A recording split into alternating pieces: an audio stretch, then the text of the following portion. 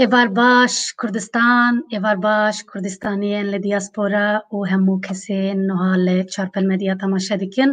Hûn hemû bi xêr û xweşî hatin bernameya dengê diasporayê.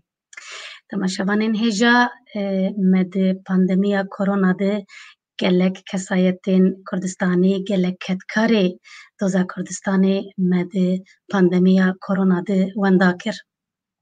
Hezar heyf û mixabin heftiya bihurî me doktorek xwe ya hêja Nemam Xefûrî jî bi vîrusa korona wenda kir.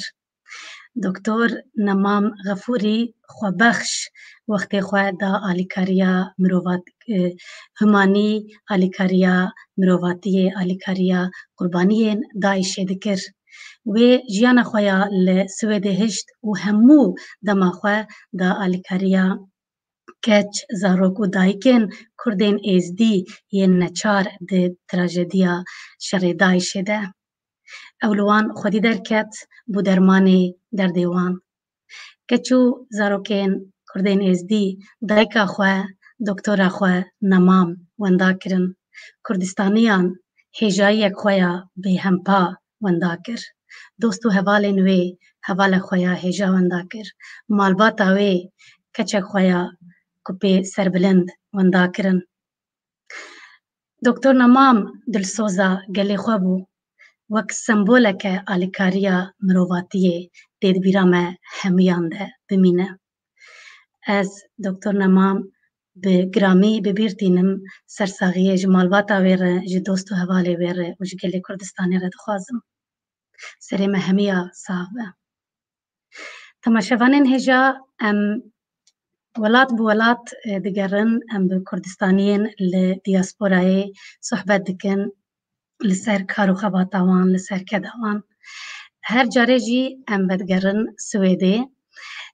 Îşev jî mêvana min dengek ji Kurdên Swêdê ye. Mêvana min bi rêz Şermîn Bozaslan e. Şermîn xan tu bi xêr hatî? Spas serçavan. Ez ê Serçavan. di destpêkê de Doktor Nemam bi rêzdarî bibîrtînim. Ruhê wê şad be, ciyê wê cennet be, bûhûş be. Em gelek berketin, hezar muxabin û hezar car hayfa Doktor Nemam û serê gelê Kurd û malbata wê û serê me hemiyan sax be. Belê. Belê Şermîn xan, bi rastî em hîn jî di şoqê de ne. Em dikin nakin, bawer nakin lê hezar mixabin mirin û jiyan li gel hev dimeşe. Şermîn xan, ez dîsa xêrhatina te dikim. Gelek spas ji bo ku tu karîbû îşev bi mêvanê bernameya min serserên serçavan. Ez te pir baş nas dikim, em dixwazin te bi temaşevanên çarpelmedya jî bidin nasîn Şermîn xanim ji ku ye, ji kîjan herêma Kurdistanê ye. Bi xasî ku tu dikarî xwe bidinasîn, te kengî koçî Ewropa kiriye bi Kurdî. Spas. Erêm em hevadû nas dikin û Belê. tu jî dikarî basa min bikî lê ez bi çend gotinan bibêjim. Ez jî Bakurê Kurdistanê me li bajara Sêrtê çêbûme û li Kubîniyê, Beşîriyê, li Batmanê mezin bûme û malbata me pir geriyan e. Yani bavê min karmend memûr bûye. Müdürê postaxanê bûye. Gelek em geriyan e. Yani girêdana min bi gelek bajarên Kurdistanê hene. Dur û dirêj niha zexmet ez bas bikim û hewce jî nake. Tiştê ku ez dixwazim bibêjim temena min hema bêje zêdetir emrê min jiyana min di Swêdê derbas bû. Wexta ez hatim Swêdê 24 salî bûm. Di daviya 1983 da ez hatim Swêdê û bêje yani zêdetirîn wext jiyana min li Swêdê derbas bûye. Belê. Dema tu hat Swêdê te got tu pir ciwan bû. çawa bû wê demê Kurd li Swêdê pir kêm bûn wek dayîkek Kurd wek jinek Kurd wek ciwanek Kurd cara pêşî te hat pêrgî çi dijwariyan bû ya jî çi bala te kişand te çi kir behsa dema destpêkê bike. Erê wexta ez hatim yani pir ciwan nebûm 24 salî bûm û keça min hebû küçük bû nû çêbûbû li welat li Kurdistanê min wek mamoste yani kar dikir yani karê mamostetî hema bêjin nêzî 2 salan min kir tam 2 sal jî nebû li Bîngolê li Çêvlikê li hûn gelek însanên baş min nas kir û têkiliyê min bi gelek Kurdberweran re û însanên baş re çêbû di sozên Kurdistanê re her wiha wextê me hatin payê darbeya leşkerî hatin Swêdê wekî her kes min jî sıfırê hema bêje ji sıfırê henê jî binê sıfırê dest pê dikin ama ji bo min jî sıfırê bû ji sıfırê min dest pê kir ev dibistana mamostetiya a bilind carekî dî min xwand li welat xwandibûm lê min fêm kir ku têgihîştim ku zêde fayda vê xwandinê ji bo min tune ye sîstem cuda ne sîstema perwerdeyî pedagojî cuda ne û her wiha kar dîtin pir zexmet e eger meriv nexwîne li Swêdê min got hem ji bo fêrbûna ziman hem jî ji bo xwandina pedagojiyê a esasî ez bixwînim a vê sîstemê sîstema Swêdê bixwînim min jî sıfırê dest pê kir carekî dî xwand mektebê piştevê min dest bi kar kir beriya dibistana mamostetî a bilind min kursên zimanê xwand û demên awil zexmet bû yani gelek zexmetî me kişandin lê ev zexmetiya çend salan paşê netîce encam da min dest bi kar kir û her wiha çend sal kar kirim çend sal xwandim çend sal kar kirim çend sal xwandim cama bi hev re kar û xwandin karên komelayîtî karê xwandinê bi vî şeklî min berdewam kir û li Swêdê tiştên cuda ji bo min tiştên ku min cuda dît ev nêzîkbûna Swêdiyan bo zarokan bû yani zarok wek însanekî kamil yani wekî mirovekî taybet çawa bi hevalên xwe re xeber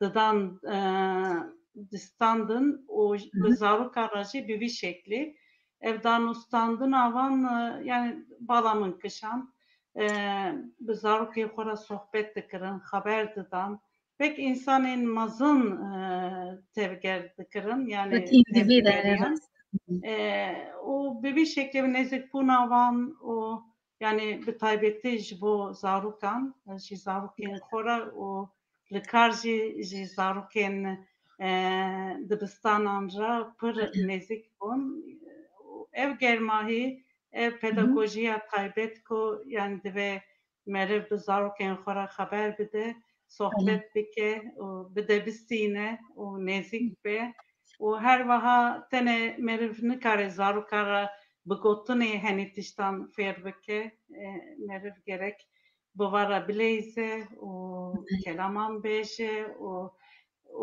yani li gor seviya wan li gor daxwaz û tiştên ku bala wan dikişîne meriv dike û li gor van tiştan meriv indirekt bê ku zarok fark dikin tiştan fêr dibin yani gelek tiştên wiha ji min re balkêş hatin rast e ferqa mamoste wek mamoste li welat li Kurdistanê ya jî li Tirkî wek mamoste li Swêdê ez bawerim gelek te bi xwe jî dîtî gelek ferq heye gelek fark hene paşê min çend sal wexta min wek mamoste kar kir piştevî min pedagojiya taybet jî ev jî payê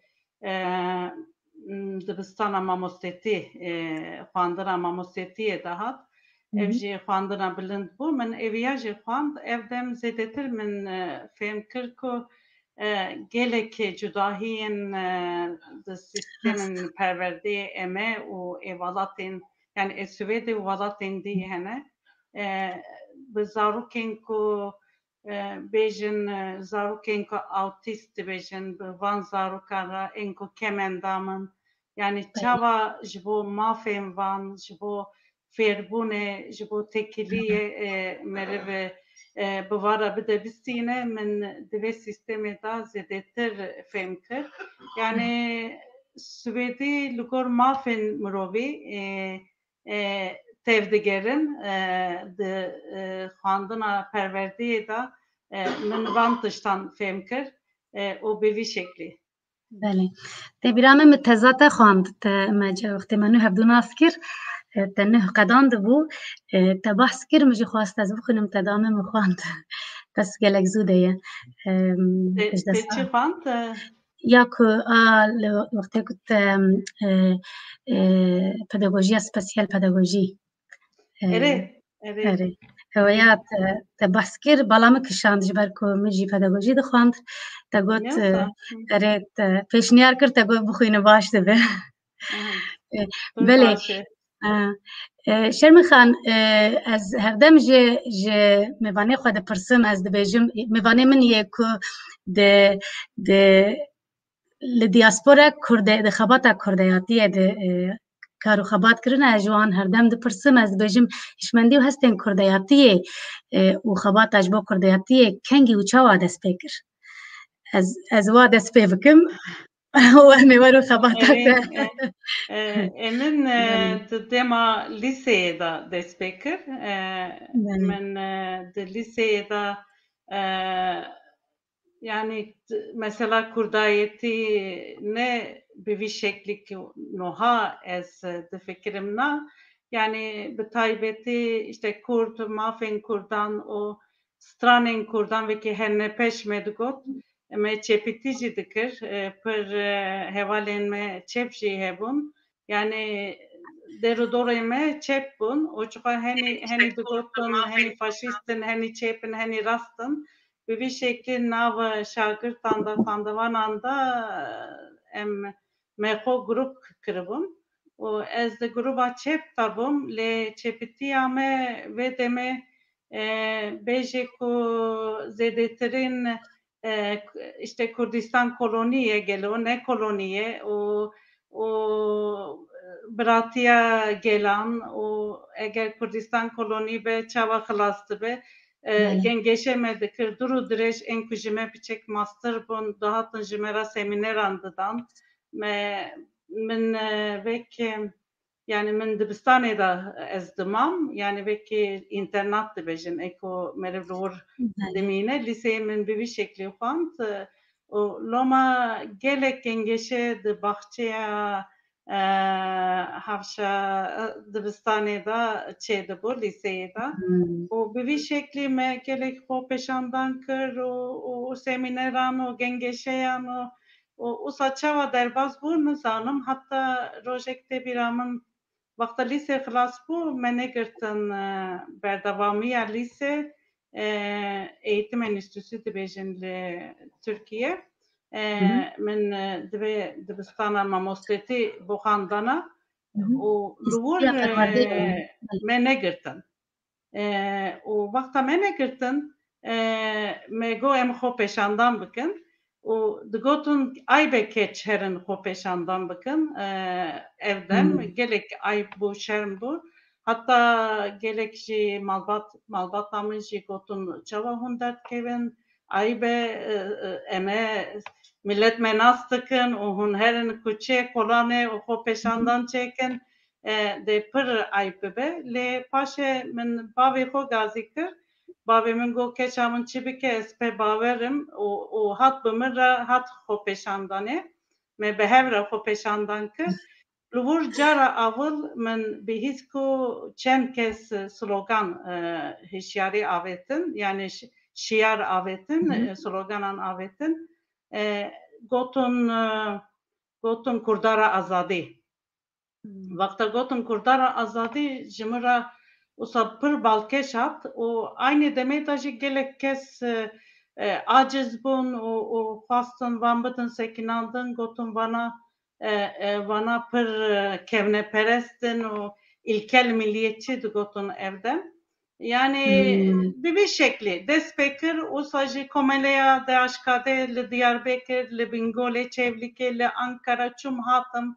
Endam jî nebûm lê bi hevalên xwe re diçûm dihatin û du sê Newrozan da min beşdarî kir û bi vî şeklî yani ez wisa şiyar bûm, diçûm dihatim lê wek endam cîkî de jî min beşdarî nedikir lê hema bêjin nezî DHKD bûm, diçûm dihatim û bi hevalên xwe re gengeşê dikir û me xwe wekî grûpekê hesab dikir. شرمی خان تا گوت تا مامۆستەتی li bira xwandî te got me sifrê dest pê kir li Swêdê di warê xwandinê de tu akademisyen e û tu civaka Swêdî jî baş dişopîne te dikarî bû dema xwe bide siyaset û rêxistinên Swêdî lê te xebata Kurdî hilbijartiye. Çima xebata komele û rêxistinên Kurdî ne siyaset an rêxistinên Swêdî çi kir ku tu vê xebatê dest pê bike? Ji xwe em ê werin xebata te hêdî dest çi kir ku tu dest pê bike wek akademisyenek? Dihatim yani ez min yani ev hîşmendî bi min re hebû ku ez ji bo gelê xwe kar bikim û gelê Kurd gelekî bindest e û mafê ziman û nasname çand û yani van pirsan hemî di serê min de bûn û mesela mafê mirovî, mafê netewî merivê pir zelalî dîtiyan ku yani ji bo gelê Kurd van mafan tune ne. Yani gelê Kurd ji van mafan dûr in û kes jî tune ye ku yani van walatên dagirker jî û derûber jî naxwazin Kurd bigihîn armancên xwe. Yani vana me dîtiyan min aslê xwe da destpêkê de li herêma me grûpekî jinan hebûn ev Partiya Çep. Evana her heftê diciviyan û pirtûk dixwandin bi hev re. Ez Swêdê nizanibûm lê ez ê diçûm bi van re rû doniştim. Yani ev çay ez çepîtiya min zêde bû. Yani ev netewî bûna min jî hebû, ev aliyê min jî hebû. Yani lê ev çepîtî jî hebû. Min diçû cem van bi hev re kitap dixwandin û gengeşê dikirin. û her wiha min dest bi karê komelayetê kir, komela Demokrata jinên Kurd damezrandina vê komelê de min bi çalakî beşdarî kir û di vê komelê de min gelek sal serokatî jî kir, vek endama birêvebir jî kar kir û di vê dawiyê de çend salên dawiyê de jî digel xwişka Bonyê cigerxweyîn û berçem û Zîlan me komîsyon çêkir û ez jî aliyê komelê xwişka Bonyê û berçem jî aliyê federasyonê me got em yekîtî ava bikin, yekîtiya jinên Kurdistanê ava bikin û hemî ev yani jî pêwîstiyê dihat. Me pêwîstî dît ku di nav komelan da federasyonê de ev çare dezgehekî mezin bû. Jin kemin û divê jin jî hebin, jin û mêr bi hev re kar bikin. Lê dîsa em wiha bikin ku jin karibin bi taybetî jî karê xwe bikin. Roma me usûla seksiyon anî, ev strûktûr danî, seksiyonên ku di komelan hebin, karibin li wir jin û ciwan hebin û van jinan ciwanan jî bi hev re yekîtiyên xwe pêk bînin. û bi vî şeklî me dest pê kir û dawiyê de ez zanirim 1992 da me yekîtiya jinan ava kir û strûktûra federasyonê jî bi vî şeklî me guhart bi hev re yani digel federasyonê. Yani wexta ez difikirim ev dem yani çend sal pır bi çalakî kar kirin. Lokala me hola me komela me li bajer bû û ciyekî pir baş bû Kungskatan heştê bû bawerim eger min jî bîr nekiriye. û her wiha me gelek şano, şev û ji bo girtiyên siyasî me xwe pêşandan çêdikir, me girêva birçîbûnê çêdikir. Yani gelek çalakiyên pir balkêş û mezin me kirin. Hatta destûra me jî pir wisa fireh bû. Me digot ji bo rizgariya Kurdistanê, ji bo rizgariya gelek Kurd jî em kar dikin, ji bo rizgariya jinan û gelek Kurd bi hev re em kar dikin. Yani gelek karên balkêş, armancên balkêş hebûn. Ev dem ez hêvîdarim rojek ez karibim wana hemî berhev bikim van çalakiyan. Ev dem yani vekî beşek jî dîroka Kurdên Swêdê ez binivîsim. Ez hêvîdarim. Şermî xan demên cuda de ez bawerim zêdeyî 10 sala serokatiya Federasyona Komeleyên Kurdistanê li Swêdê kiriye. Te gelek salan jî wek endama karger berpirsa Komîteya Handîkap û Komîteya Kultur û Perwerdeyê xebitiye. Hinekî behsa wê demê bike destpêk û xebata wê demê. Yani zêdeyî 10 sala gelek ez bawerim belkî 12 be jî. Duanzê Zanim sal zêdeyî 10 salayê. seroka federasyonê kar kirim. Federasyona Belê. Komeleyên Kurdistanê di Swêdê û çendin sal jî vek endama komîte karger vek tê got endama komîteya perwerde û kemendam yani astengdar handîkap Belê. û komîteyên cuda da min kar kir. Tiştê ku bahs bikim ez bêjim yani min cesaret kir yani ve cemaata ku piranî jî meran pek dihat yani mêr gelek bûn jin gelek kêm bûn yani min xwast strûktûrekê deyînim jin te da beşdarî bikin yani ez tenê na em çend heval bûn û lê ez pir yani bala xwe dam vê meselê ku divê jin karibin serokatî jî bikin yani ez bi xwe bawer bûm û komîta karger de wexta min kar kir tecrübeyên xwe min dît yani min bikaranî min got tiştê ku ewana dikin ez karim qasî van bikim û belkî jî ji van baştir jî bikim. Yani henê kemasî dîtim, henê tiş dîtim. Ev tiş min anî vê biryarê ku yani sedem bû ku ez serokatiya federasyonê hilbijirim.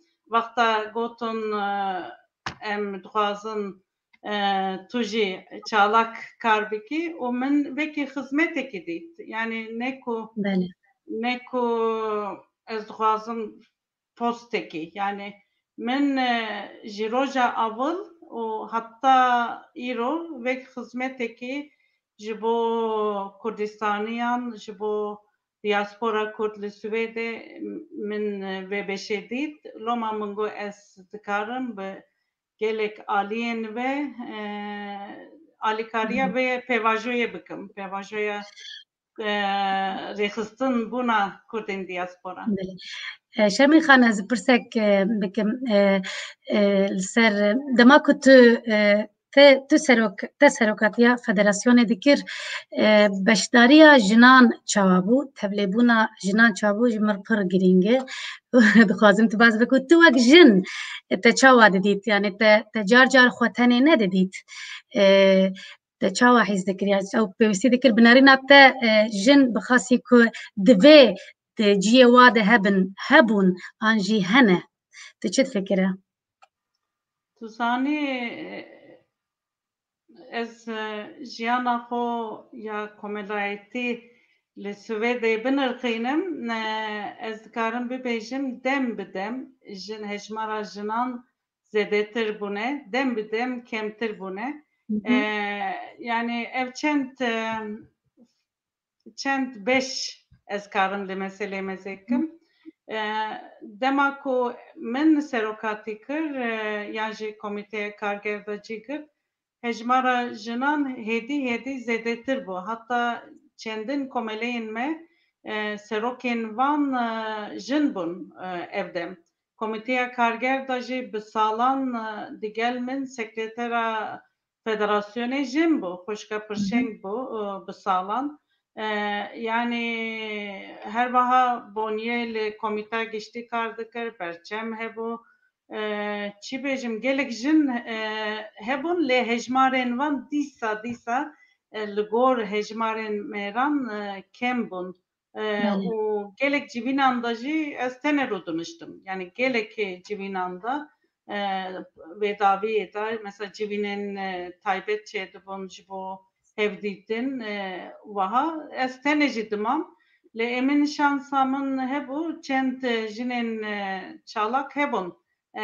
Mesela sekretera me vek min got dema federasyonê de jin bû û di komîteyên dî de jin hebûn û lê li gor daqas nebû. Yani ev rêje dibe bilindtir bûye.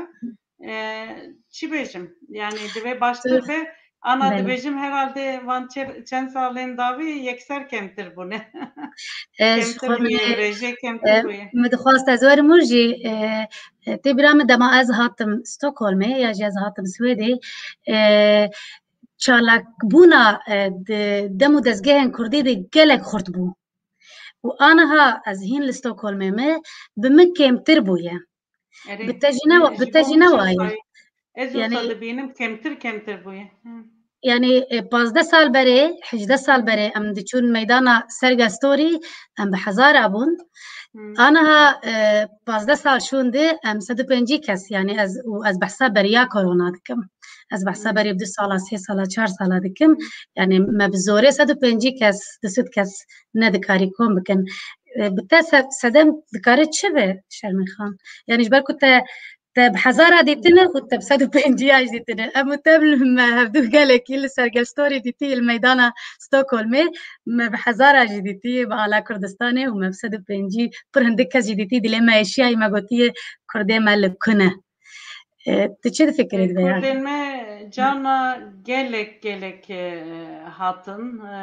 Mesela henî Nevrozên Federasyonê difikirim bi hezaran Kurd malbatên Kurd bi zarokên û bi civanên xwe re de hatin Nevrozên Federasyonê. Yani ev wêne di hêşa min de ye û qet naçe. Eviya jî em karin vekî serkeftinekî ji bo nasnameya û ji bo çanda Kurdî nîşan bidin. û gelek xwepêşandan jî me çêkirine û hejmar gelek zêde bûne. Lê henî jî çêkirine hejmar kêm bûne û bi taybetî li payî şikestina referanduma ez şikestin nabêjim. Yani ev mesela Kerkûk û mesela yani wexta serî neçû ev Dilîkestina gel gelek Kurd sar bûn. Ev sarbûnekî mezin çêkir.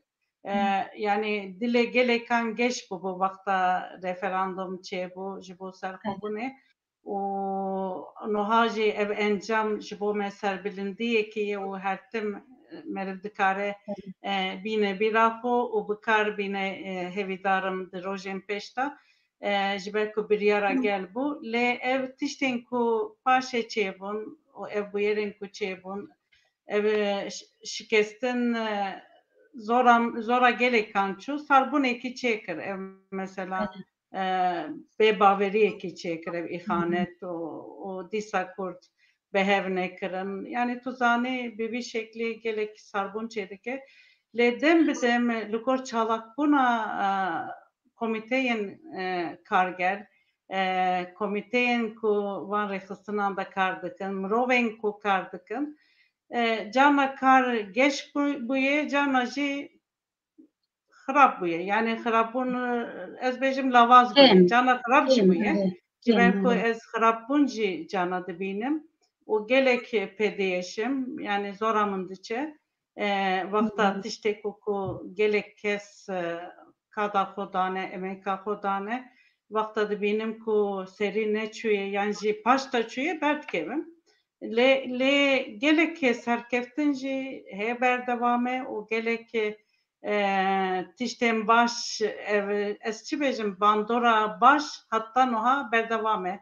Yani di بله mesela di pirsa ziman, çand û nasnameyê de hem federasyon hem rêxistinên federasyon, komeleyên federasyonê hem komeleya jinan û hem kitêbxaneya Kurdî li Swêdê gelek همه ولی karên مجی بله çalakiyên baş ez çi bêjim yani komeleyên dî jî çalakiyên baş çêkirine û bandora xwe danîne li ser vê pevajoyê lê بله carna jî însanên ku hatine ne li gor ez çi bêjim layıkî vê karê vê xebatê bûne yani vê bi avayekî profesyonel bi mejiyekî profesyonel kar nekirine carna jî ne baş çûye û ez bêjim mesela beşdariya jinan ez bi taybetî bi giştî ez behsa yek rêxistin nakim bi giştî ez kêm dibînim û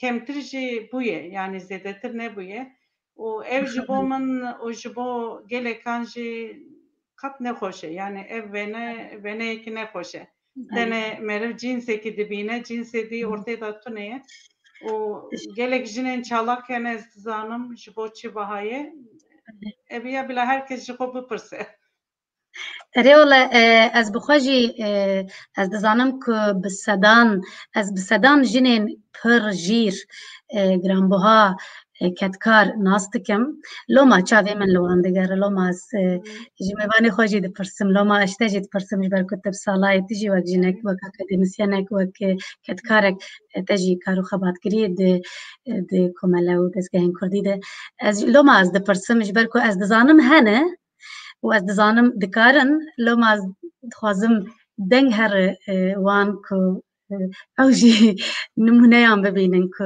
ew jî bikaribin têkevin nav kar û xebata kurdeyatiyê li dîaspora ji ber ku hem pêwîstî heye û pêwîstî taybet bi jina heye heger ku em wek heviyê bixwazin divêyan bi xwe jî tevlê bibin herdem herkes wa dibêje belê gotin em dibêjin lê înşallah hevîdarim li gor gotinê xwe jî bikin yani ez bawerim ev model ev strûktûr ne li gor pêwîstiya jinan e yani jin jinên xwanda gelekin li Swêdê û heta keç ji Kuran zêdetir dixwînin yani wexta em no jî hatibûn gelek Kurd bi münaqeşeyên siyasî her berdewam bû ev münaqeşe lê gelek ji jinan di aynı wextê de jî çûn xwandinê xwe xwandin ziman fêr bûn û kar peyda kirin yani ketin nava jiyana Swêdê yani beşdarî kirin dervayê civar gelek jinan wiha kirin heta niha jî çalakin û bêje ku tunebûna wan di gelek rêxistinan de li gor pêwîstî ne ji vê yekê yani ev sedemên dî hene ana ev program biçek zexmet e em kur me banga xwe kir şermîn kur me banga xwe dirêj kir xeber bidin lê programekî dî de belê rast yani gelek sedem hene yani sedem çi ye eger meriv ji xwe re pirs nebîne meriv rêxistina xwe naguhere yani guhartin çênake yan jî van kesan nabîne yan jî ez çi zanim yani rast lêkolîn nake ji bo çi wehayê rast belê şermîn xan te bi salan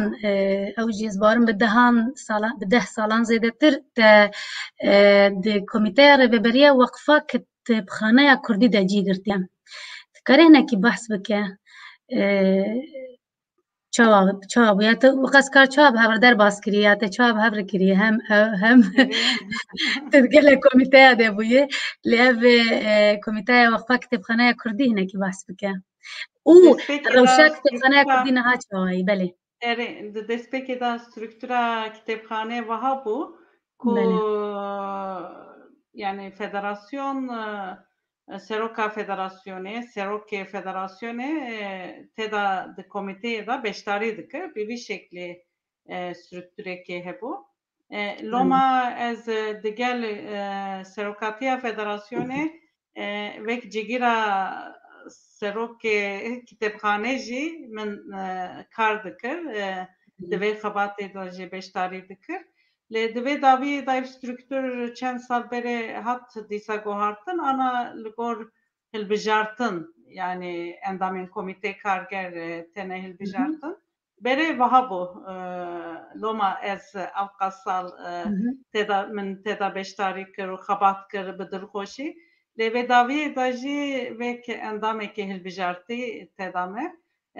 Tiştê ku dixwazim bêjim kitêbxaneya Kurdî gelek giring e ji bo Kurdên Swêdê, ji bo diaspora, ji bo Kurdistanê, ji bo avakirina nasnameya Kurdî, ji bo zimanê Kurdî û ji bo lêkolîn û ji bo diaspora bi giştî gelek giring e. û loma jî min vê karê xwe heta niha bernedaye. Ji ber ku mecala min tune gelek aktiv bi çalakî li her derî kar bikim lê ev kitêbxane heta niha karê min li wir berdewam e. Ez kek nedim da devîren ev jî dixwazim ev kitêbxane ava kir di destpêkê da û ji me re teslîm kir. Dixwazim bi rêzdarî bi bir jî bînim bi vî münasebetê. û kek Nevzat Hurûrî vek şef berpirsê kitêbxaneyê kar dike, şef kar dike vek şef. û ziman zane û gelek çalak e ev jî. Komîteya me da çend Swêdî hene. Seroka me jî heta niha Swêdî bû û ev tişt me bi taybetî dixwast ev jî berê jî dema kek nedim jî tê. Me dixwast tekiliyê me digel civata Swêd her berdewam be, her hebe. Ev tekilî hebe loma me hertim Serokê yan jî Seroka kitêbxane Swêdî, yek Swêdiyekî me dibişar. Lê an vê daviyê da hendî got ez teqebût bûme, ez nema karim. Ez dixwazim vekî endama komîteya karger berdewam bim lê vek serok ana nikarim. Ez ji ber ku cîgira serokatî kiribim berê min jî destê teslîm girt û niha jî ji bo demekî muqabat demekî kin ez dixwazim vê karî berdewam bikim. Heta karibin em Swêdiyekî yan jî nifşa nû dixwazin yek berpirs serok hilbijirin. Ji ber ku dê û bavên Kurd, Kurdistaniyan ê niha zarokê wan piçûk hene. Yani ji bo wan kitêbxane ciyekî gelek giring e. Yani karin li wir hevûdû bibînin, karin çîrokan guhdarî bikin, pirtûkan bixwînin yan jî guhdarî bikin. Loma em dixwazim bi avayekî ev her du kategorî her berdewam be hem beşa Swêdî hem jî dê û bavên nifşa nû jî nifşa nû digel zarokên xwe ve lê kitêbxaneyê xwedî derkevin. Rewşa kitêbxane baş e gelek semîner û gelek çalakî yên online digital çê dikin. Lê pirsa me aborî her berdewam e. Ji ber ku alîkariyê ku didin ana ji ber pandemî jî kêmtir bûye. Ev alîkarî hema bêje tenê terî lokal dike. Yani terî ciyê kitêbxane dike. Zêdetir pere namîne û alîkariyê ku xelk jî dike heta niha di salê da jî 50,000 zêdetir nebûye. Yani ev bame Kurdan lê xwedî derketina dezgehan muxabin qels e. Yani ev hişmendiya me qels e. Em dibêjin xelkê dî çêkin lê xelkê dî jî dibêje dewleta me ew qas alîkarî dide. Berê rewşa Kurdên Swêdê yan rewşa Swêdê cuda bû. Ana gelek penaber hatine alîkarî kêm kirine. Alîkarî nadin ji bo gelek rêxistinên biyanî. Vakta dıdın jî zedeneye mîna bere peretuneye aborituneye loma em divê lokala xwe yani ciyê xwe biguherînin herin ciyekî erzantir em lê digerin vakta bibînin em dê bar bikin vakta nebînin jî em nizanin çi bikin yani pêvistiya me heye ku yani devlemendek bibe yan jî dezgehekê dî ji me re alîkar be kemasî ciyê kitêbxana Kurdî hebaya ev de berdewamiya kitêbxane di xeterê de nebûye. بله دەستپێکە بەرنمەیە دەنگێ دیاسپۆرە وەختێ چارپەلمەدیا دەست پێ کرد یەک ji mêvanê min bi rêz Newzat Hirûrî bû serokê Pirtûkxanaya Kurdî li wir me hinekî berfirehî behsa kitêbxaneya Kurdî û rewşa kitêbxaneya Kurdî û kîjan metûda Kurdên Swêdê dikarin alîkarî û piştgiriya Pirtûkxaneya Kurdî bikin. Îca ez baş yani nayê bîra min me gelek metûd ya jî gelek pêşniyar kirin ku me re çawa dikare alîkariyê bike destê xwe bave ji bêrîka xwe destê xwe bave ji wijdanê xwe karibe alîkariyê bike li wir yani me got ku bike bi hezara Kurd 120,000 zêdetir Kurd li Swêdê hene em bêjin hezar Kurd me hê 100 kronî bidin dîsa dikarin yani hezar Kurd me hê 100 kronî bidin heqê pîzayekê dikarin pirtûkxana xwe kitêbxana xwe ji zindî bihêlin ji mirinê xelas kin yani 120,000 Kurd me navê lê me 1000 Kurd 1500 Kurd divê bes e yani destpêkê de yek ji metoda bû yek ji pêşniyara bû ez nizanim ka ev pêşniyar me kampanya vê kir û min jî nivîsand û kitêbxanê jî gelek belav kir daxuyanî agahdarî lê ama noha di salê de 50,000 jî kesan jî şexsan tê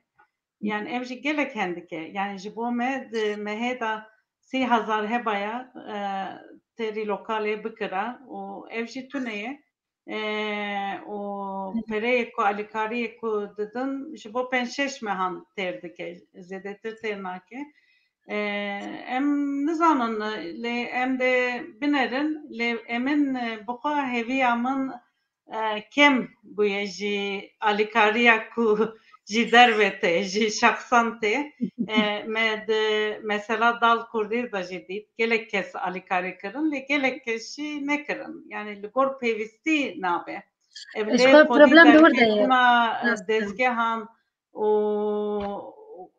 mesela Dal Kurdî de jî me dît erê ên ku dikin hene henî destê wan de aboriya wan jî zêde ne baş in dîsa alîkariyê mezin dikin henî aboriya wan gelek baş in dîsa nakin yani ev hişmendiya Kurdî Kurdayêtî parastina dezgehan hişmendiya devletbûnê li cem me mixabin xalqse zayıf e. Şermî Xan hinekî behsa komeleya dostaniya Swêdî Kurdî an Nemûrayî bike an Nemûray li ba min kesek pîroz e ez kêfa min gelekî ji kedawêr tê ez ti car ji bîr nakim em hatin çalakiyek Pirtûkxana Kurdî ala Kurdistanê destê wê de ûtî dikir di gobera xweşik xuya bike ez nizanim gelo çend Kurd were difikirin dema çalakiya li dar dixin ku ala Kurdistanê ne qermiçan dîbe ku were meş li ser bişemitin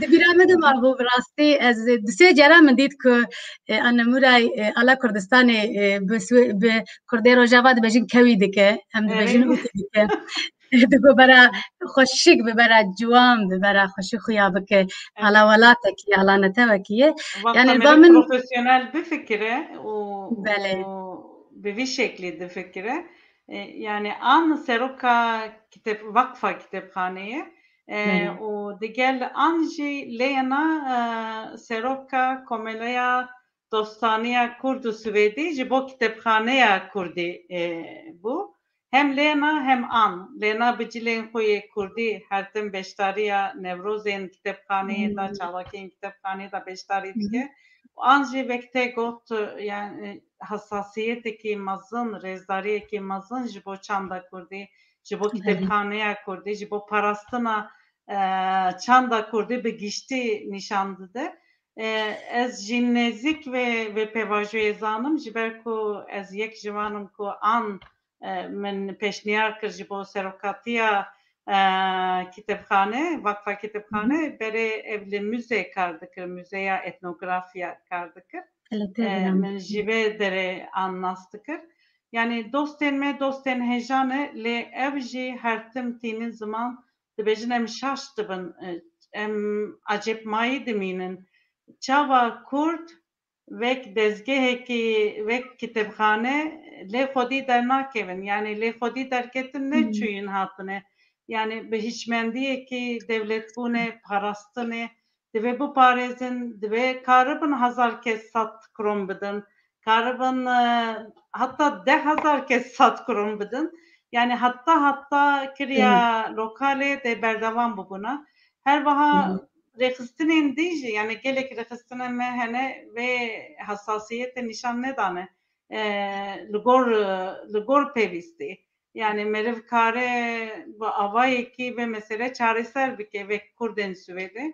Hatta niha me nikaribûye û em binerin daviya me çi bibe. Eviya eger kitêbxaneya Kurdî nikaribe berdevam be, eviya ji bo Kurdên Swêdê şikestinekî mezin be. Yani ji bo me hemmiyan. Rast e. Ez hêvîdarim taybet Kurdê Swêdê niha li me temaşe dikin û li bir banga me, daxwaziya me û gazinên me dibihîsin.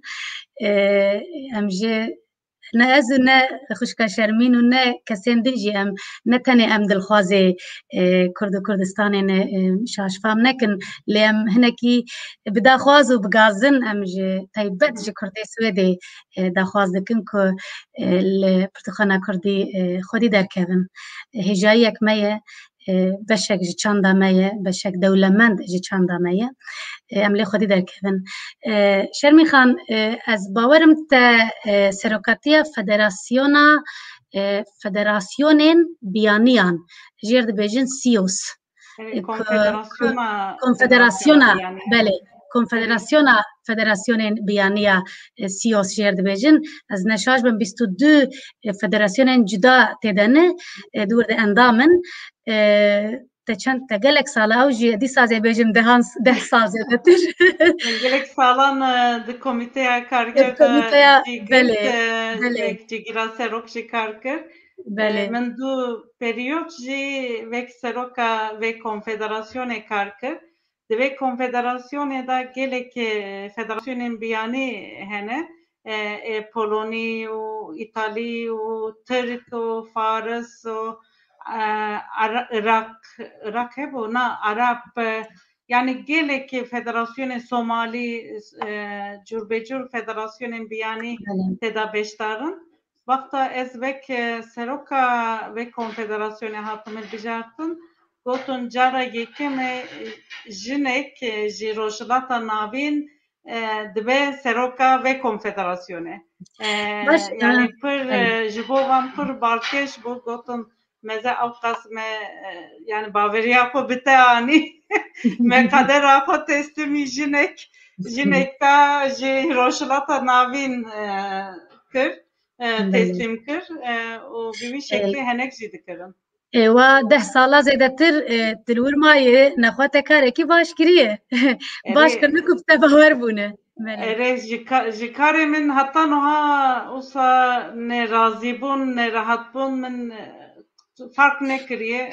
Yani ez ji wan re spasdarim û ji hemî van rêxistinan ku endamên ku li wir beşdarî dikirin jî baweriyekî mezin dan ji min re.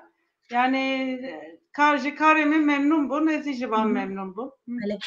Şermîn wek jinek Kurd serokatiya vê federasyonê ku ew qas federasyon endamê hebûn ferqa wê ya Federasyona Kurdî yani wek rengê ve çawa bû yani ew qas federasyon têde ku tu bide ber hebû temsîla hemî van federasyonan dikir.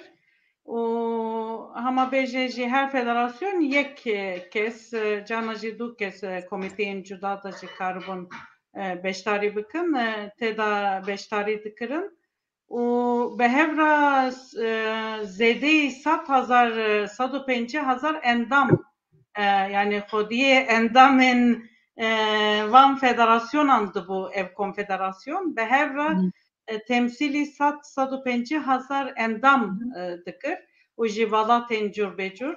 Hatta min gelek caran di şevên cuda da wexta min mesaja peyama konfederasyonê dixwam digotin wala eviya tu kurdbûna te ana belkî kare li vir fayda bibîne mesela du çû bi şeva neteweyên ku Kurdistan dagir kirine jî li wir peyam dixwandim pir zimanî pir çandî çi qas giring e nasname çi qas giring e ji bo însan ji bo mirov ji bo kesayetiya meriv em ji bo naskirina hemî zimanên kemneteveyan û ji bo grûpan mafên grûbî mafên kemneteveyî kar dikin yani peyamên xwe min li her derî digot qet cuda nedikir li her derî bi zelalî van peyaman me digot û eşkere jî dixwast hûn jî gerek vek endama sîyos vek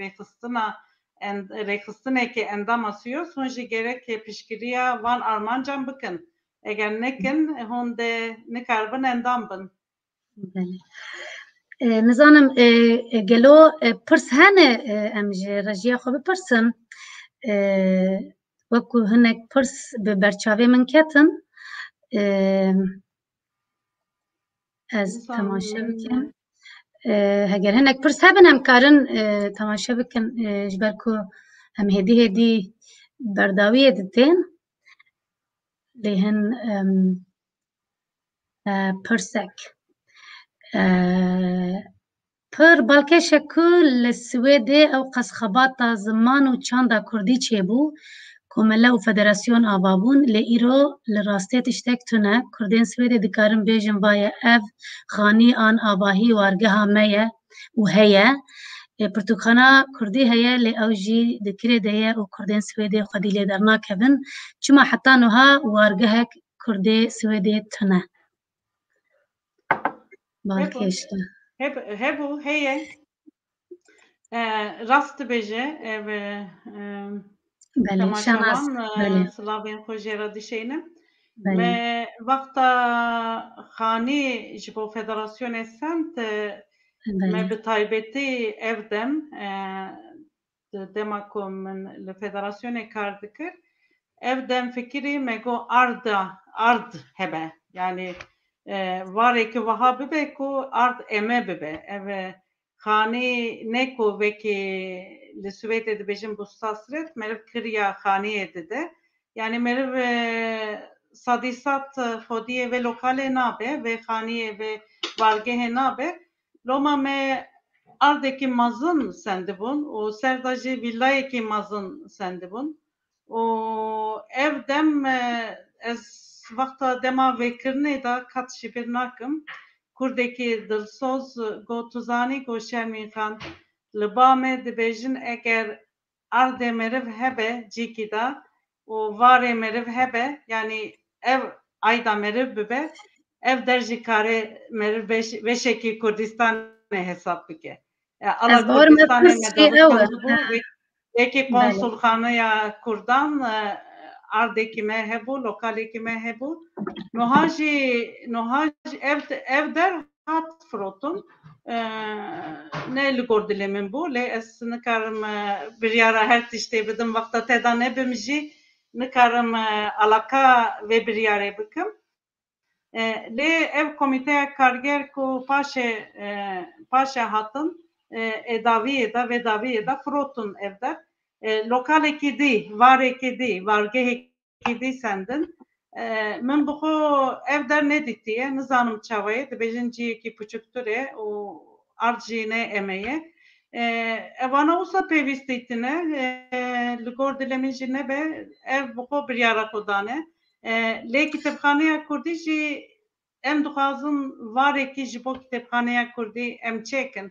Yani Kurdên Swêdê bi hev Yani re mala karû Kurdî bûne.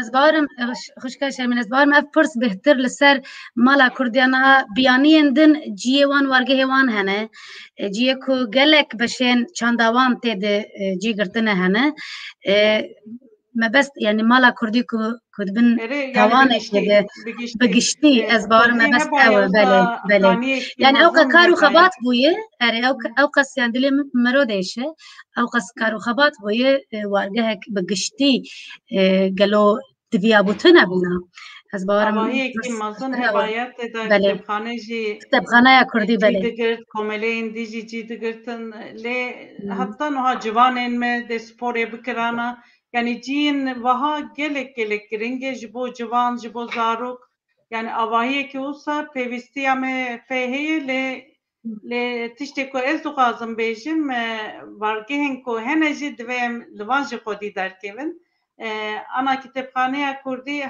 heta ev avahî çê bibe divê em cîkî peyda bikin yani jera em lokalekî holekî peyda bikin paşê çixwe ev dur û dirêj stratejiya dur û dirêj divê avahiyekî hebe ji bo civanên me ji bo zarokên me ji bo malbatan ji bo Kurdan ji bo xwandin ji bo kursan yani zarok û civanan çawa bicivînin her yekê cîkî de diçin yani ev avahî gelek rast dibêje eko ev rêzdarê ku vê pirsê pirs kiriye tîna xwe aniyê ziman rast dibêje yani kemasiyekî mezin e divê hebe باش شرمê xanan em pirsê xwenî dîasporayê taybet dîaspora dîsa ez dixwazim ji te bikim ji ber ku tu bi salayê li Swêdê tu nav çandûxa navket û xebata Kurdiyatiyê de yê û tu pedagog mamoste yê ji mir pir girîng e ku ez van pirsa ji te bikim dîaspora berê her tiştî dîaspora ji bo te çi ye û xebata dîaspora li Ewropa çawa dikare bimeşe em xebata dîaspora çawa dikarin xurt bikin bandortir bikin têbîniyên te pêşniyarên te çi ne yani li ser xebata ku heyî Dîaspora em hemî ne em belê hemî ên ku dûrê Kurdistanê ne li dervayê Kurdistanê rûdinin em hemî dîaspora ne dîaspora pêk tînin li gor min dîaspora û navbera dîaspora û Kurdistanê de têkiliyekî germ divê hebe yani hemî beşên Kurdistanê di varê hevdîtînan de û di varê dayîn stendina çandî de zanabûnê de û fêrbûnê de û di navbera akademîsyanan de hukukzanan de mamostan de di varê aboriyê de yani gelek kes perê aborî yani perê xwe dişênin ji bo malbatê xwe yani ev jî aboriya Kurdistanê xurt dike yani polîtîkayê de û parastina serkeftinên Kurdistanê de parastina Kurdbûnê de nasnameyê de gelek giring e yani dîaspora gerek ji bo armancekî hevbeş xwe bi rêxistin bike wexta ez dibêjim bi rêxistin bike armanca min ne ev e ku armanca min ne ev e ku rêxistinekî hişk ji ber ku li gor vî demî her tim rêxistinên wisa bala endaman bala xelkê nakişînin zêdetir di derdora armanca hevbeş de mesela ji bo ziman û nasname çand ji bo mafê kêm neteweyî mesela li Swêdê û li gelek derên Ewropayê de ez dibêjim vekî welatekî bindest yani gelekî bindest û bê devlet divê em mafê kêm neteweyî bixwazin yani zimanê zikmakî zimanê yekem zimanê Kurdî di malê de bê xeberdan neyê xeberdan dîsa divê meriv vê zimanê bide zarokên xwe re di mekteban de di dibistanan de di pêş dibistanan de û ez vîya gelek giring dibînim ku meriv di derdora armanca hevbeş de karibe xwe bi rêxistin bike rêxistinên ku berê me ceribandine hene yani me berê jî dem kurt ava kir hatta demek ez teda kar kirim min teda beşdarî kir vek berpirsa dem kurji es yani teda beştari kırım. Em çalak bundu despeka 2004 o van salanda. Ne meşiya jiber strüktüreki hiç bu. Yani lugorman her valat gerek rekistine hokurt bike, her valat xabat hokurt bike, her valat dınavbera koda hevkariye ki çeke. Ezanın bu sağlan me hevkariye ki gelek hurtlı süvede pekani. Dınavbera federasyon o komela salmazınan, nivîskaran, kitêbxane, Federasyona Yarsan û Feylî, Encumena Kurdên Sûrî me û digel hevkariya partiyên siyasî bi rastî me vekî modelekî ava kiribû û hevkariyekî gelek germ û nêzik hebû û ev model ji bo min modelekî heta niha jî derbas dibe. Yani modelekî gelek baş bû. Ev dikare derdora armancekî hevbeş kare bibe. Yani bi taybetî gerek çi bêjim endamên şahsî yani gelek kes hene ku xwe di nav her rêxistinê de nabîne. Mesela niha modelên nû da yani rêxistinên nû da meriv dikare endametiya şahsî direkt insanên çalak xwedî bi kompetens zana bibîne. Yani xelk ji bo postna ji bo armancekî di komelan da di rêxistinan da ya jî di hevkariyan da cî bigirin û bi hev re kar bikin. Yani armancekî mesela ziman, nasname, çand, peydakirine vargeh, peydakirina cî ji bo hevdîtina ciwanan, ji bo dê û bavên Kurd. Mesela li vir li Swêdê û li tevahiya Ewropa Wîsayê gelek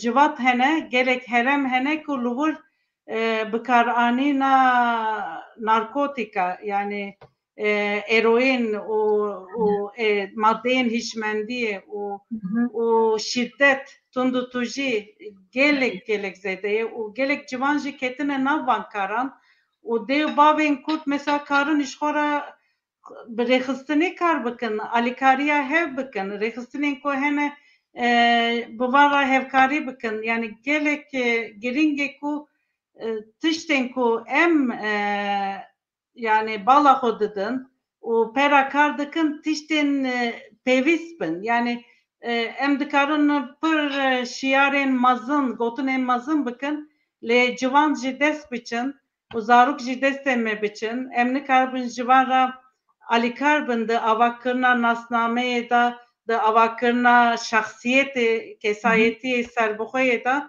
em ev çayê tek diçin. Yani ji bo min van pirsan gelek giring e.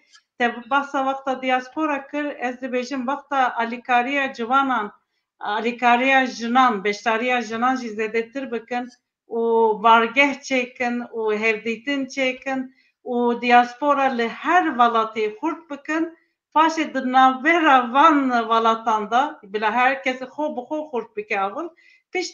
Piştî vî hevkariyekî mezin di derdora armancekî giştî da hevbeş da meriv kare peyda bike.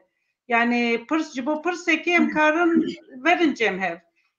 Her tim hevce nake em komele çêkin, rêxistin çêkin, rêxistinên mezin çêkin, yek serok hilbijirin, yek sekreter piştî vî qediya. Yani cana ji bo pirsekî em karin hemî diaspora têxin hareketê û wek min got yani her babet divê teda cî bigire û babetên ku alaqaya me dike ne babetên ku dûr û dirêjin.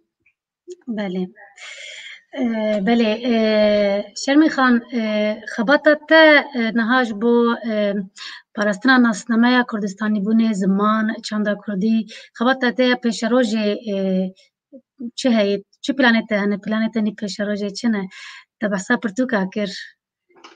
Min gelek salan li Swêdê zêdetirê 34 sal min li Swêdê vek mamoste, vek birêvebir, vek şef, rektor min kar kir û tecrübeyên min gelek baş hene ji vî demî û niha jî hatime merhaleyekî beşekî ku ez biriya şirketa xwe yani karê xwe vekî karsaziyê bikim. gelek mamoste û şagirt hinek ku dixwazin li ser pedagojiya interkültür da ji tecrübeyên min îstîfade bikin. Di derdora kitêbek ku min berê nivîsandibû, ev kitêb ana jî tê firotin, îro yek mamoste bi min re xeber da bi rêya Messenger got min kitêbê te xwandiye, hem giriya me hem keniya me. Min gelek jê sûd wergirtim. Ev tiş keyfa min tîne, yani ez dixwazim kitêbê nû da jî ku niha dinivîsînim, bahsa pedagojiya interkültür, yani zarokek wexta tê pêş dibistanê divê em tevahiya zarokan bibînin. Yani zimanên ku ev zarok bi xwe re tîne, çandê ku bi xwe re tîne, tecrübeyên ku li malbata vê zarokê de hene. Yani pir zimanî, pir çandî, hem digel dê û bavan hem digel zarokan tekiliyên baş deynin û em her tim vêya teyît bikin. Yani civatê ku em dixwazin hebe û bi rastî jî hebe, ne asimilasyon ne entegrasyon, em dixwazin civatekî pir zimanî, pir çandî, pir kültürî û pir nasnameyî, yani ji bo herkes bi nasnameya xwe di civata Swêd da, di civatên Ewropayê da beşdarî bikin û nasname jî mecbûr nine yek bibe. Yani zarokê me xwedî nasnameya Kurdî Swêdî ne. û gelek caran malbatê de mesela malbatek heye bav Şîlelî ye, ji Şîlê te, ji İtalya te, yan ji welatekî dî û dê Kurd e, bav yan ji Polonî ye, yani malbatên wiha jî hene. Lê pir zimanî mümkün e hatta bahsa transprokan da dikin. Yani zarok karin gelek zimanan bi hevdûra bikarbînin. Lê hewce nake meriv zimanekî nasnameyekî bindest bike û yekê dî serdest bike, meriv karê vê baweriyê bide zarokekî yan jî ciwanekî tu bi hemî zimanên xwe ve, hemî nasnameyên xwe ve tu serbilind bî, tu devlemend bî. Yani tu gerek ji xwe şerm nekî, Kurdayetî, Kurdbûna te devlemendiyekî mezin e. Loma Kurdbûn gelek caran ez dibînim ku meriv Kurdbûn vekî negatif nîşan didin. Wexta dibêjim negatif cana bêza nebûn. Yani wexta tu van malperên me mezekî yan jî rûpela mezekî tev kuştine, tev mirine û tev nexweşiyê, yani divê em tiştên êrenî, tiştên pozîtîv, tiştên şahî, şadî jî bidin zarokên xwe re, ciwanê xwe re û Swêdiyan re jî. Mesela dostên me Swêdî gelek caran ji min re gotine şermên meriv bi Kurdan re tekilî datine û hevaltî dike tene bahsa mirin û kuştin û şansê me, kadera me wehayê lê ev tene jî nabe. Yani divê ev yek jî em bifikirin, ev balansekî hebe ku tiştên êrenî jî nîşan bidin. Ne tene tiştên neyînî. Mixabin rast e, erê. Yani Kurdbûn ne qedexe, her tişt qedexe bikin, ev aybe, ev şerme, ev miriye, ev nexweşî heye. Yani Kurdbûn tiştên pir baş hene, stranên me, govendê me, vargehên wiha sporê hebin û metalokên me, gelek tiştên baş hene ku meriv bide zarokê xwe. Ne Kutnemenî pêşiyan henekên me barê zarokên xwe girantir nekin, ji van re veneyekî pozîtîv êrenî jî bidin. Yani li gel trajediyên ku hatine serê Kurdistanê di dîrokê de ku em zindî rojane pêr dijîn, em jiyanek pozîtîv jî, jiyana xwe pozîtîv jî bidin zarokê xwe. Aynen. Belê. Şermin Xan, pirsekî heye, pirsa çi ye bilor? em hatin dawiyê welat di bername me mesaetek derbas kir. Em hêdî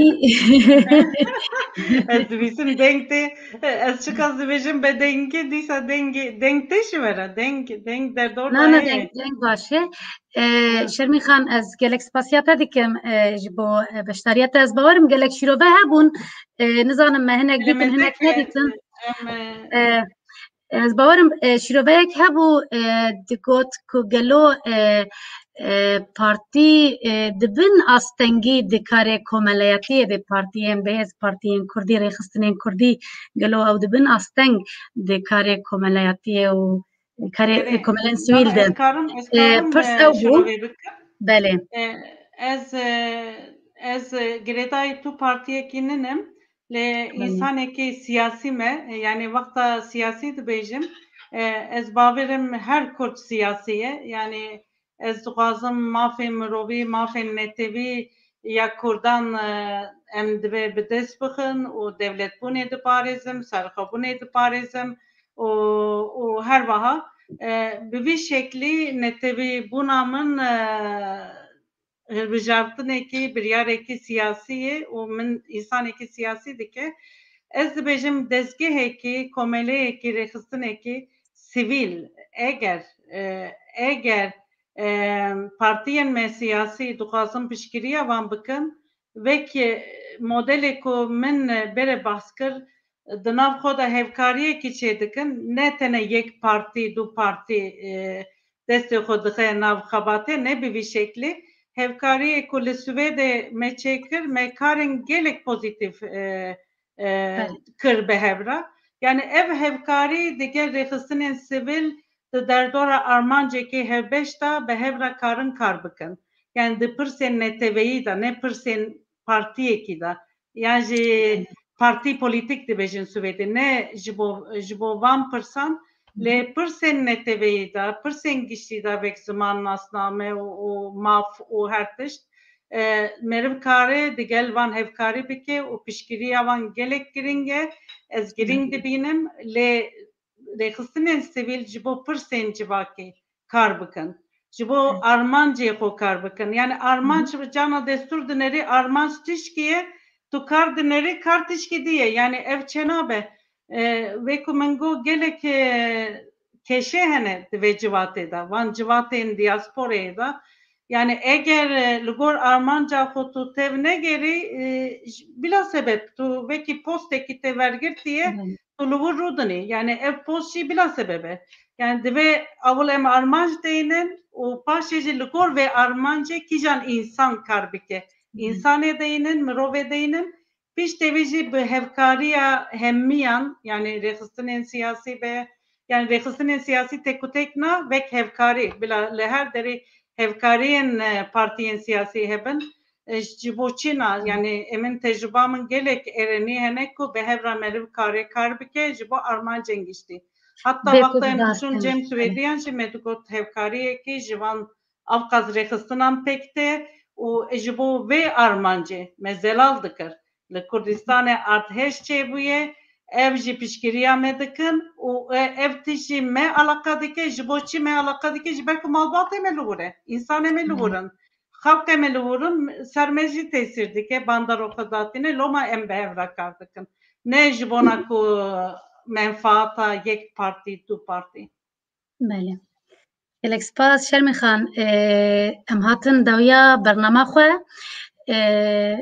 gotina tenê dawî gotina min dawî ez dibêjim Kurdên Kurdên Swêdê ez ê yek jî Kurdên Swêdê di gelek beşên civatê de min kar kiriye tecrübeya min a bi salan hene vek ku te got ez henê dîtinên min zelal hene wexta van dîtinê xwe ez dibêjim henê belkî ji xwe re aciz dibin lê ez dibêjim divê kar û çalakiyên me berdevam be yani berdewamiya diaspora çalakiyên diaspora rêxistin bûna diaspora hebe pîvan û norm hebin yani pîvan çi armanca me zelal be mejiyê profesyonel divê em bi mejiyê profesyonel bifikirin xwe mesela te destpêkê de bahs kir te got nav Swêdiyan de ez kandîta parlamentoya Swêd bûm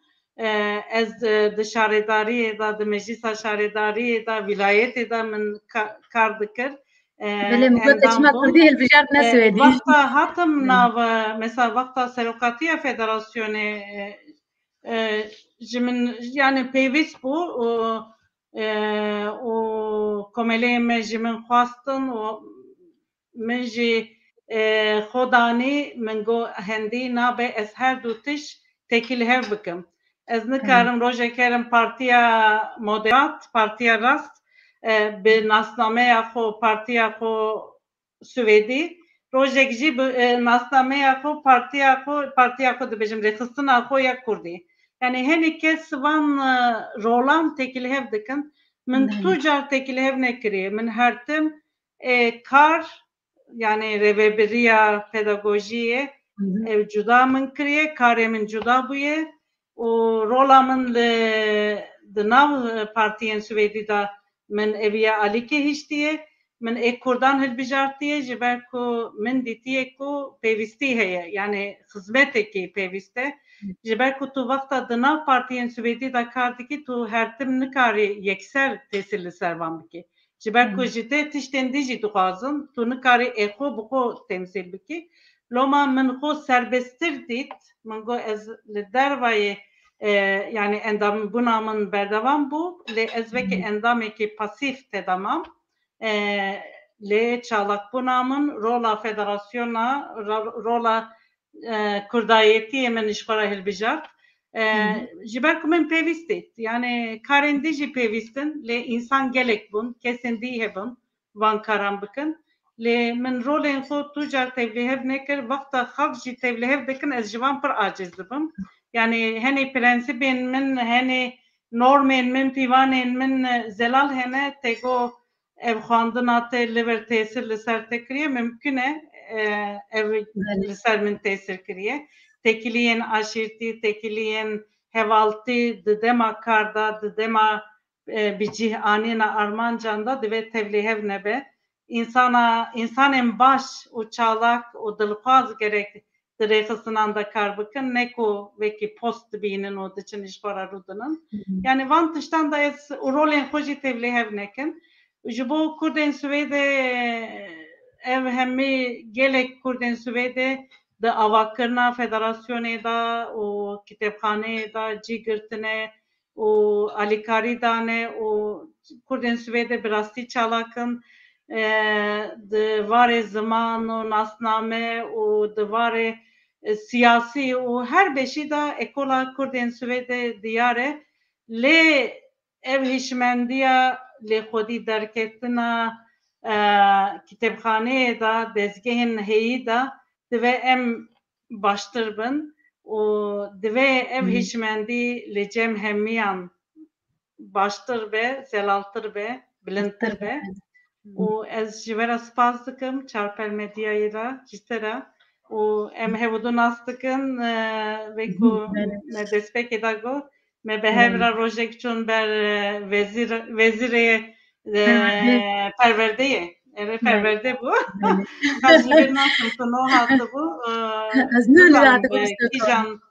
kîjan armanciyê ez bavêm sîyosê de wexta min sîyosê de kar dikir ya ji mala Kurd de kar dikir nayê bîra min lê rojek em çûn ev tê bîra min ez xwendekar bûm wê çaxê belê tê bîra min gelek spas Şermî Xan ji bo beşdariya te ji bo tibû mêvana min ji bo gotinên te û ji bo tu li virî her mala te ava be gelek spas û di keda te serkeftinê dixwazim di karûxebata te ya pêşerojê de gelekî spas êvar baş êvar baş serçava dixweşiyê de spas ji bo temaşevanan jî spas ji bo emî pirs û dîtin jî hevîdarim rojekî dê em karin kurtur dirêjtir qisa bikin karûxebat berdewam e belê temaşevanên hêja em spasiya mêvana xwe dikin spasiya we dikim ji bo we li me temaşe kir we li me guhdar kir spas ji bo têbîniyên we her mala we ava be dema we xweş dilê we her dem geş be êvar baş